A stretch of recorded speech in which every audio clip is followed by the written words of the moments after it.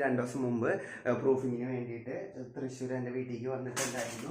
And ഇപ്പം ഞാൻ വീണ്ടും തിരിച്ചു പോവാണ്. സമയം 11:20. 12:10 എനിക്ക് ട്രെയിനുള്ളത്. ലേറ്റാണ്, 11:30 പക്ഷെ എനിക്ക് 11:20 ഒരു ബസ് ഉണ്ട്. പിന്നെ 11:40 ഒരു ബസ് ഉണ്ട്. മേ ബി 11:40 ബസ്സായിരിക്കും എനിക്ക് കിട്ടുക. കുറച്ച് കാര്യങ്ങൾ പറയാനുണ്ടാവും, ഞാൻ പറയാം.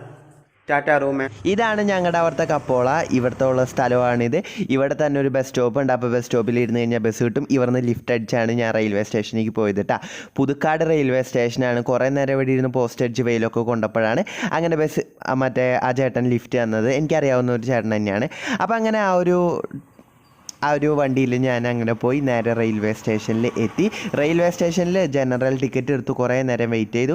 അപ്പോൾ ഞാൻ പോകുന്ന ഈ ഒരു ട്രെയിനിന് ജനറൽ മതി, കാരണം ഇഷ്ടംപോലെ സീറ്റ് ഉണ്ട്.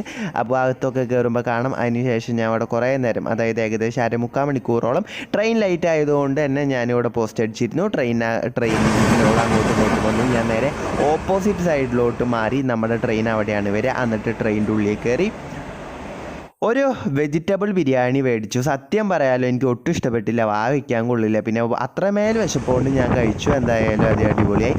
മീൻസ് അങ്ങനെ ട്രെയിൻ ജേണി അടിപൊളിയായി. നേരെ കാണുന്നതാണ് ഭാരതപ്പുഴ. അങ്ങനെ ഞാൻ കോഴിക്കോട് എത്തി. കോഴിക്കോട് റെയിൽവേ സ്റ്റേഷനിൽ അവരാണ് കൂട്ടിയത്. അപ്പോൾ